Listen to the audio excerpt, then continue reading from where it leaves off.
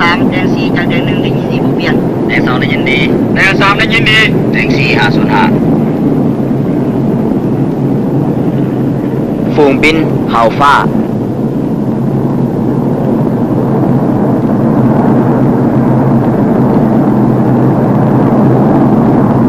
เสือลายจากเห่าฟ้าแดงได้ยินดีบ่เปลี่ยนเห่าฟ้าแดงนี่เสือลายเว้าไว้ได้ยินเจ้า505เสือลายเห่าฟ้าแดงมาสีดำนำกันมีระเบิดไฟจรวดระเบิดภูมิภูมิและปืนในระยะ4นาทีจากหัวเจ้า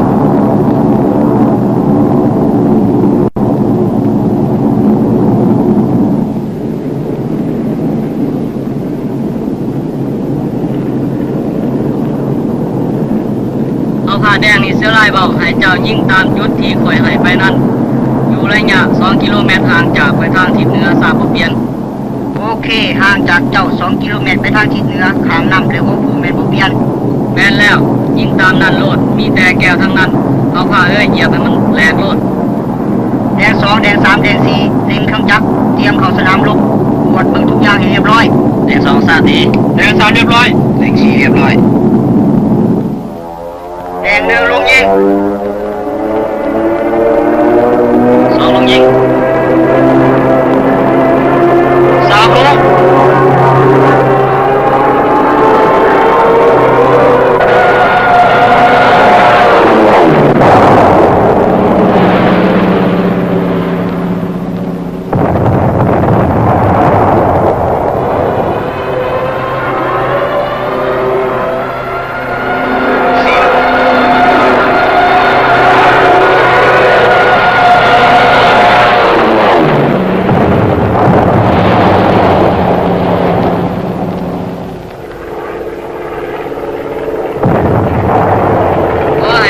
แดงยิงยับไปทางทิศตะวันออกประมาณ100 เมตรโดนลูกปืนที่เสือลายยิงใส่นั่นทราบดีห่างไปทางทิศตะวันออก100 เมตร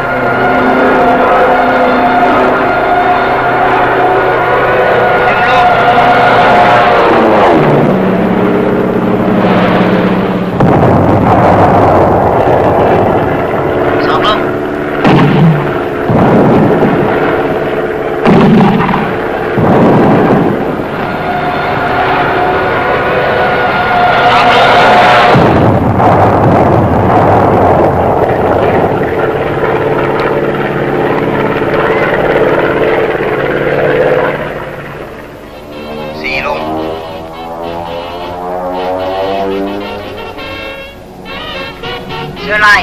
นี่เฮาฟ้าเว้าพวกข่อยเฮ็ดเวียกเสร็จสิ้นแล้วเด้อและจะได้กลับบ้านแล้วขอให้เจ้าโชคดี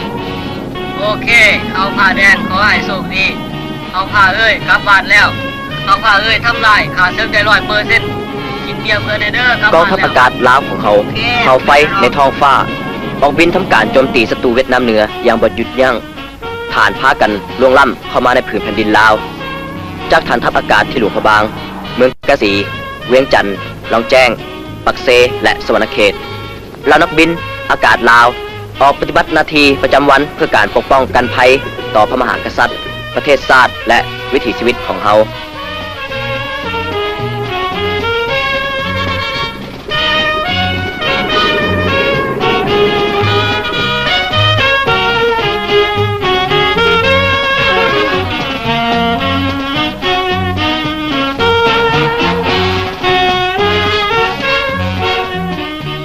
ในยามแรงเมื่อฝูงบินเตส8กลับคืนมาเพื่อพักเสาฝูงบินอากาศคันอื่นก็นำอาวุธอันห้ายแห้งบินขึ้นสู่ท้องฟ้ามันคือปืนผีนรกสปุกกี้ปืนพิเศษเหล่านี้สามารถยิงเทื่อนึงได้ 6,000 นัดต่อนาทีเป็นอาวุธประหัตประหารที่นำความตายอนาสยดสยองสั่นสะเทือนใจพวกบุกรุกเวียดนามเหนือเป็นที่สุด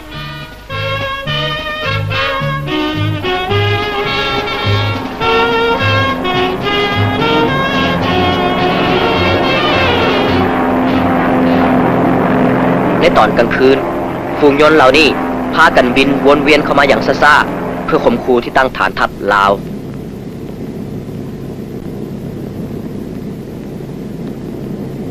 การขอความช่วยเหลือจากทางพื้นดินสามารถรับคำตอบได้จากการฟังเสียงปืนอันน่าย่านกลัวยิง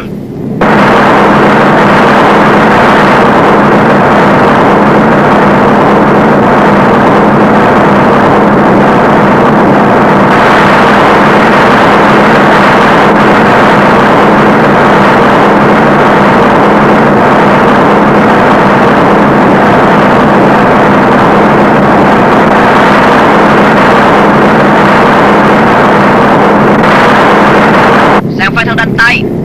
ตั้งแนวยิง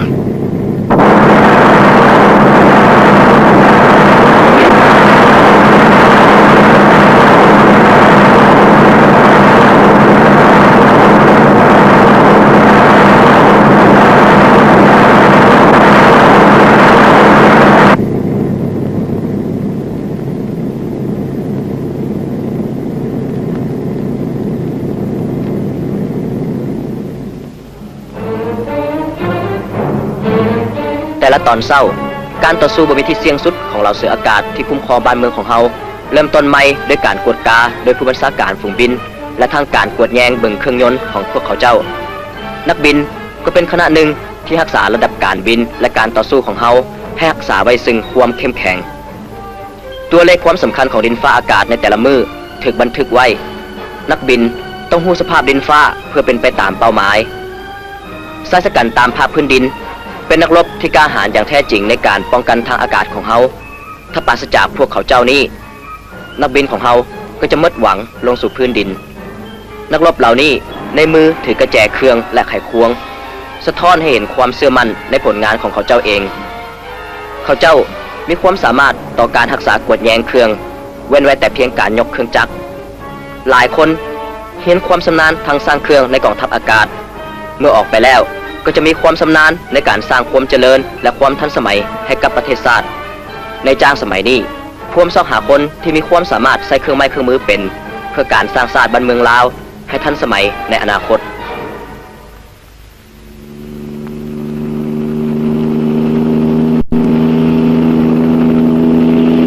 กองทัพอากาศยังซอยลำเลียงทหารและช่วยเหลือทางแนวหน้า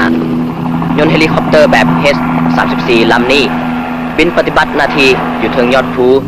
หน้าที่ก็คือหับกองลาดตระเวนจากหน่วยรักษาการเทิงภูลำเลียงเขาเจ้าไปสู่ป่าทางลุ่มที่เชื่อว่ามีพวกเวียดนามเหนือเข้ามาลี้อยู่ถ้าหากว่าทหารลาดตระเวนไปพ่อคาซึกเขาเจ้าก็สามารถบอกบอลให้โยนเต-18ไปทิ่มลูกแตกได้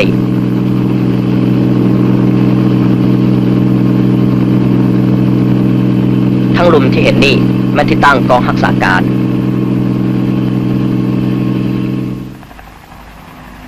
สายสกัดหน่วยลาดตระเวนพากันเตรียมพร้อมทุกคนเมื่อได้ยินเสียงยนต์เฮลิคอปเตอร์บินเข้ามาใกล้เขาเจ้ายืนเล่นแถวอยู่ที่เดินยนต์ลง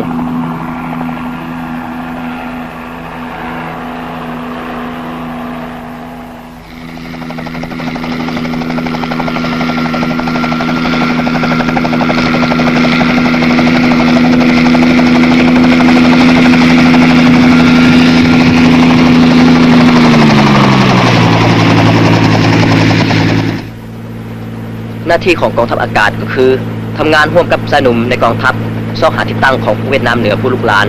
และทำการกวาดล้างพวกเขาเจ้าให้หมดสิ้นไปถ้าโดยลาดตระเวนพ่อบอลตั้งของข้าศึกกองทัพอากาศก็จะเข้าทำการโจมตีพวกนี้ด้วยลูกแตกขนาด110กิโลและลูกปืนขนาดผ่าศูนย์กลาง50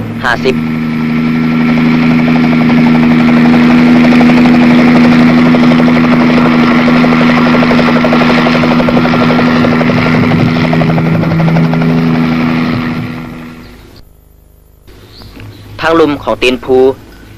ในที่ตำแหน่งของการยิงต่อสู้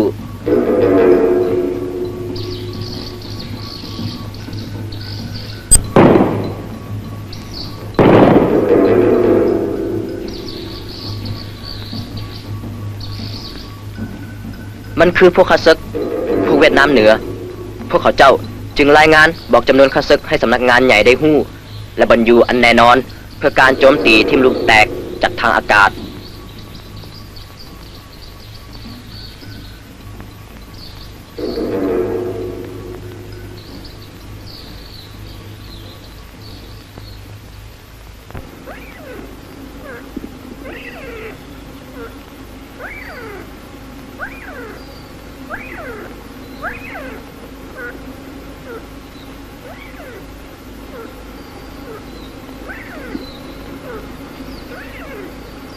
หน่วยลาดตระเวนได้เห็นข้าศึกเขาจึงเริ่มนับจำนวนคนและเขียนทิศทางการเคลื่อนไหวของพวกเขาเจ้าไว้หน่วยลาดตระเวนรายงานว่ามันเป็นเพียงกองทหารเดินเท้าของฝ่ายเวียดนามเหนือเดินทางจากทางใต้ของทะแตงผ่านไปตามหนทางเส้นน้อย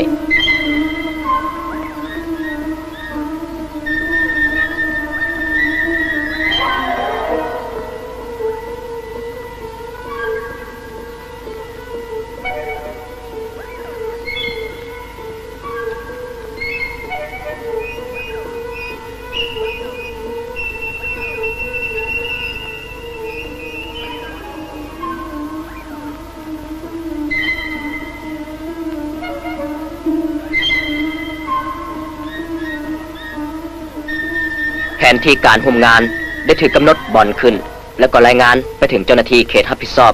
ซึ่งตั้งมันอยู่ถึงภูเจ้าหน้าที่ผู้ใหญ่จึงสั่งเขาเจ้าให้ค้นหาตำแหน่งและเตรียมพร้อมเพื่อทำการโจมตีและสร้างความปั่นป่วนให้ฝ่ายศัตรูเวียดนามเหนือให้แตกหนีเข้าป่าไปอย่างบ่เป็นระเบียบโดยการทิ่มลูกแตกเข้าใส่ส่วนการเพิ่มกำลังทางทหารนั้นจะจัดมาหนุนให้ได้ไวที่สุด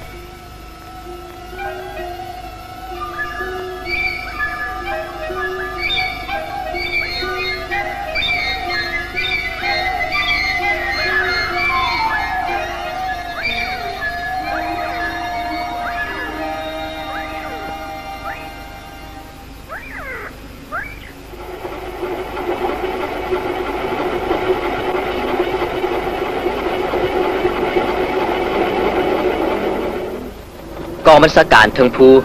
ส่งข่าวสำคัญนี้ต่อไปยังกองบัญชาการทหารประจำเขต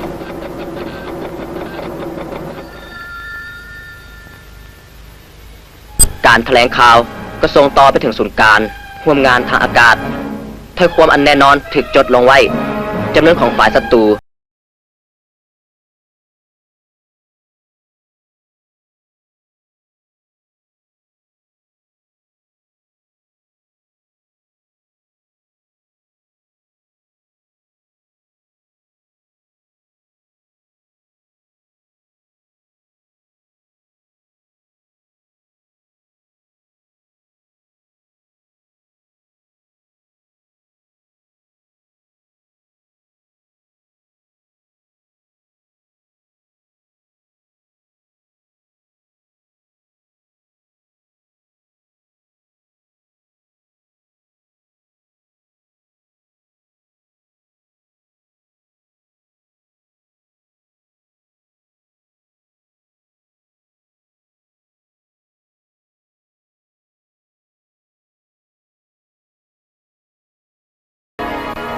นักบินทุกคน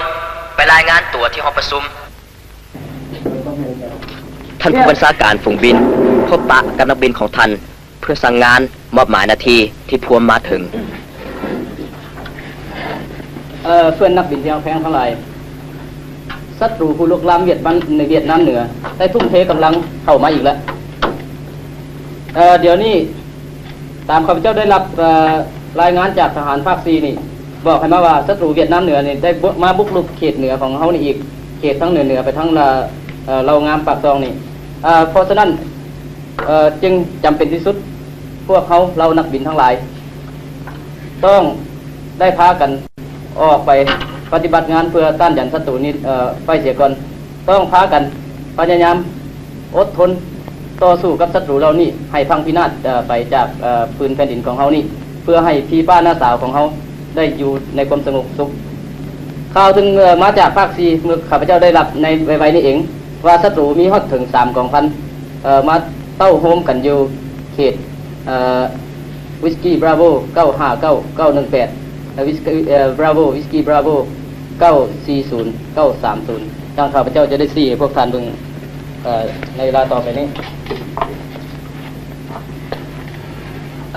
ข่าวจากเขตย่อยทั้งเขตปากซองนี่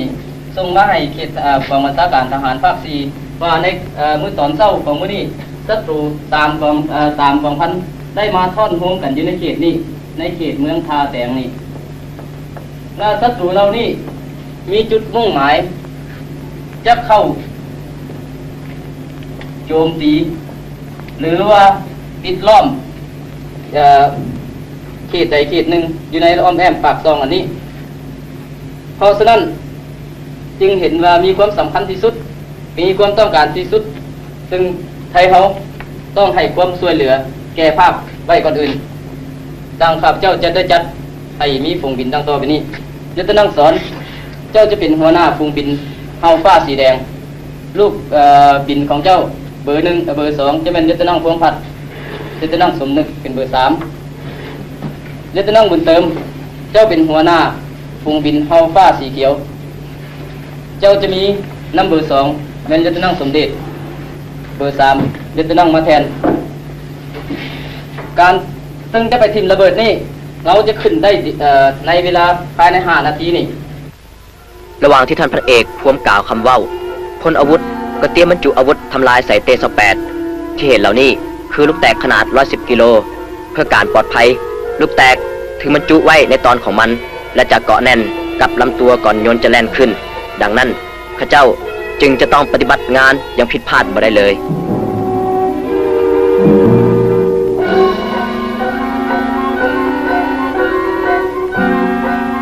นี่คือทรายจากจำนวน 1,600 คนในกองทัพอากาศลาวนอกจากจะรักษาเต28ให้พร้อมอยู่เสมอต่อการทำสงครามข้าเจ้ายังจะต้องเบิ่งแยงให้ความปลอดภัยและโฮมทั้งยนต์เฮลิคอปเตอร์แบบ H-34 ยนต์ลำเลียงแบบ C-47 และปืนผีนรกสปุกกี้แบบ AC-47 พร้อมทั้งยนต์น้อยติดตามแบบ 01 นอกจากนี้เต38สามารถติดอาวุธได้อีกหลายชนิดลูกแตกเล็กขนาด110กิโลหรือลูกแตกอันเป็นตาย่านขนาด230กิโลลูกแตกทำลายและจรวดแรงสูงทำลายรถถังหน้าที่ของกองทัพอากาศลาวคือให้การร่วมมือกับกองทัพบกและทำลายรถบรรทุกหรือเพื่อลำเลียงเครื่องเสบียงของฝ่ายศัตรูในเมื่ออากาศดีของการบินที่ท้องฟ้าแจ่มใสพลอาวุธจะทำการบรรจุอาวุธให้ใหม่พร้อมทั้งเติมน้ำมันเทื่อหนึ่งเกือบชั่วโมงเพื่อให้เสืออากาศของเขาสามารถมีพลังทำการขับไล่พวกลูกหลานเวียดนามเหนือได้อย่างสบายลีลูนักบินแมวจากเสียงขวางเป็นนักบินที่น่าเกรงกลัวที่สุดของกองทัพอากาศของเขาสามารถยิงจรวดทำลายและทิ่มลูกแตกถึงเป้าหมายนักบินเต38แก้วประสุทธิ์สอนเจ้าวันและนักบินคนอื่นๆพากันบันทึกผลงานการออกปฏิบัติหน้าที่แต่ละครั้งของตนเองที่ประสบผลสำเร็จหลายคนออกทำการบินมาแล้วเกือบสมือกว่า3 หรือ 4 ปีมันเป็นความหวังของเขาเจ้าที่ต้องการเห็นบ้านเมืองเฮามีเสรีภาพเป็นประเทศเอกราชเป็นประเทศที่ปราศจากการลุกลานของพวกเวียดนามเหนือละเว้นจากการลบราฆ่าฟันกันเขาเจ้าหวังสมือว่าความเลื่อนเคยในการทำสงครามจะต้องสิ้นสุดลงในวันหนึ่งเขาเจ้าก็จะได้กลายเป็นนักบินที่รักสันติขับยนต์สินค้าอย่างปลอดภัยผ่านพื้นที่ที่เคยทำสงครามมาก่อนหันมาสนใจทางด้านการค้าการอุตสาหกรรมและสร้างสรรค์พัฒนาด้านสังคม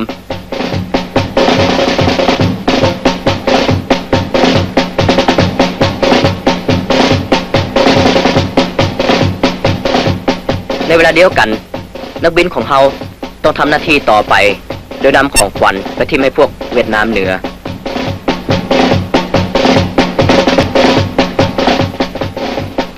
เขาเจ้าฮู้ว่าจรวดที่เขาเจ้านำมานั่นจะให้การช่วยเหลือทหารโดยลาดตระเวนซึ่งได้แจ้งบรรยูของพวกเวียดนามเหนือไว้เรียบร้อยแล้วเขาเจ้าจะต้องปฏิบัติหน้าที่ด้วยความไวสูงและยิงถึงเป้าหมายที่สุดเพื่อเต38จึงสามารถช่วยเพื่อนในกองทัพได้ไวเท่าที่จะเป็นได้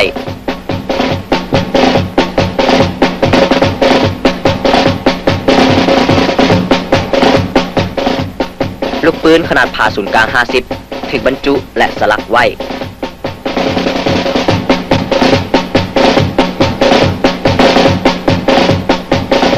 ระหว่างที่ถังน้ำมันใกล้จะเต็มหัวหน้างานก็จะรายงานถึงผู้บัญชาการฝูงบินว่าขณะนี้ยนต์อยู่ในสภาพพร้อมที่จะบินออกทำการช่วยเหลือทหารที่หลบอยู่ตามพื้นดินได้แล้วนักบินในฝูงบินเห่าฟ้าเหล่านี้เป็นคนชนิดใดนี่คือห้อยโทสอนกาสินโทด้วยการที่เป็นนักบินที่เคยผ่านสงครามเขาบินมือหนึ่งบ่ต่ำกว่า6 เทื่อและกลับมาพักผ่อนกับครอบครัวทุกเมื่อยามมีโอกาสฉะนั้นเมื่อคอยเฮ็ดเวียกตามคำสั่งของครูแล้วคอย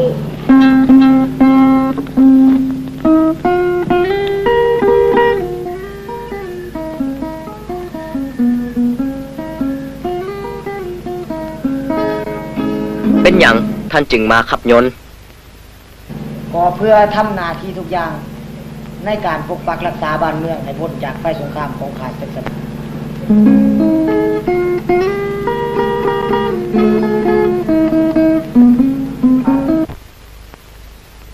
กองทัพอากาศแห่งราชอาณาจักรลาวเตรียมตัวออกปฏิบัติหน้าที่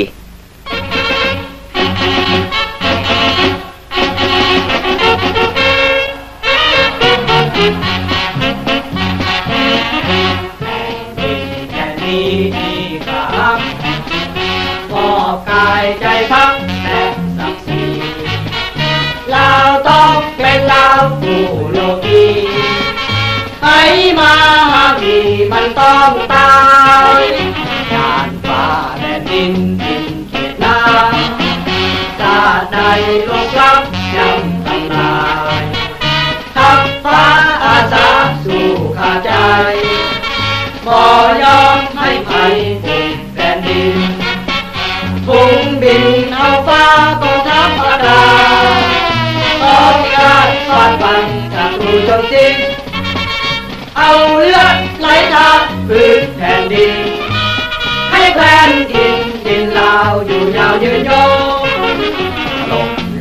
เอาฟ้าฆ่าศัตรูพวกเขาต้องสู้เพื่อเรา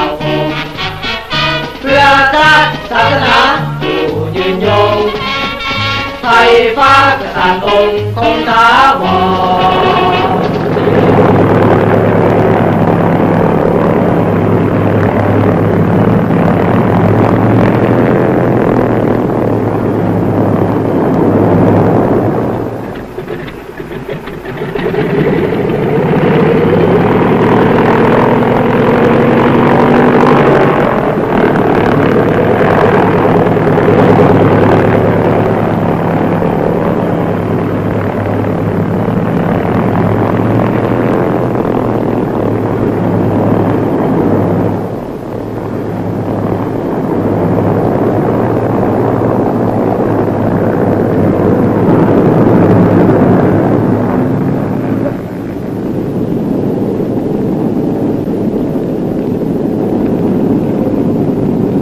หอคอยเขาฟ้าแดงเขาขออนุญาตแท็กซี่ได้กี่บ่เปลี่ยนเขาฟ้าแดงนี่หอคอยอนุญาตแท็กซี่ได้เดิน04กดดันอากาศ 29.74 ลงมาทางทิศตะวันตกเฉียงเหนือ8 นอตเข้าใจเดิน04ความกดดันอากาศ 29.74 ลงมาทางทิศตะวันตกเฉียงเหนือ8 นอตเขาฟ้าแดง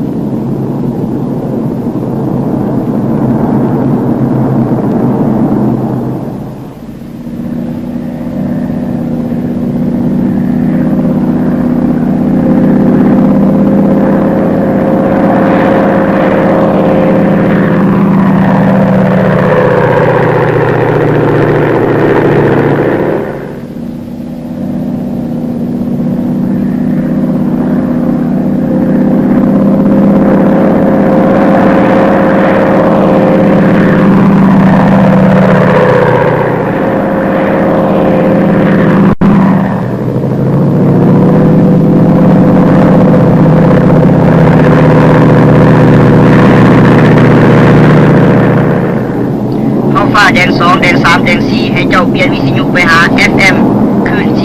49.4 เพื่อติดต่อกับภาคพื้นดินเขาจะดีบ่เปลี่ยนแดง2เข้าใจดีคลื่น 49.4 แดง3เข้าใจดีแดง4เข้าใจดีเขาฟ้าเขียวจากแดงเอาเขียวเราฟังโอเคเจ้าเข้าที่จุดหมายน้ำหลังไปเด้อและให้เจ้ารอทางอยู่ห่างจาก10 กิโลเมตรทางทิศใต้ของจุดหมายของฟ้าเขียวเข้าใจจะทาอยู่10 กิโลเมตรทางใต้ของจุดหมาย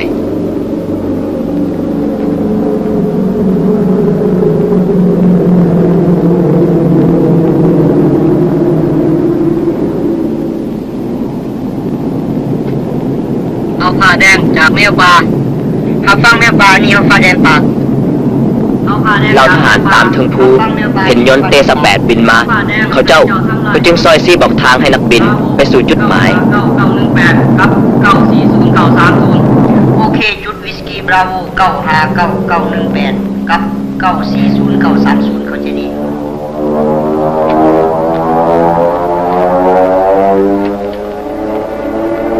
แดงหนึ่งลง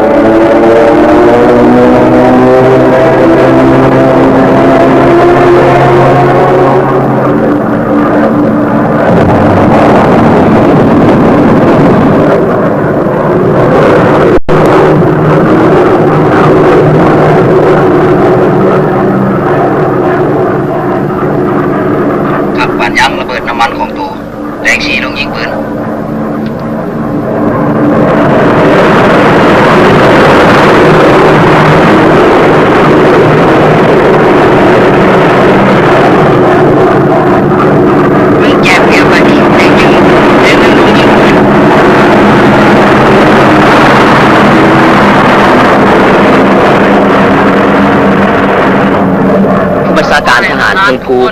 ออกคำสั่งโจมตีพวกลูกหลานเวียดนามเหนือ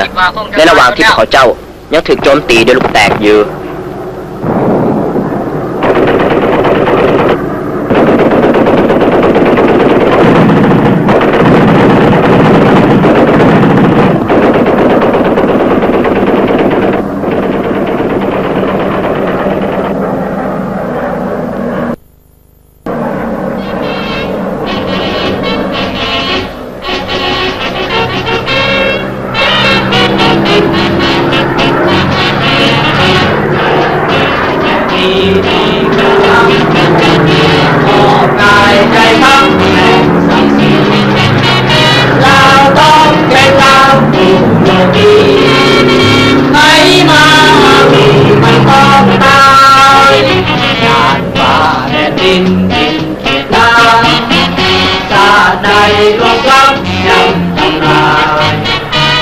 พวกเขาเจ้าเหล่านี้คือ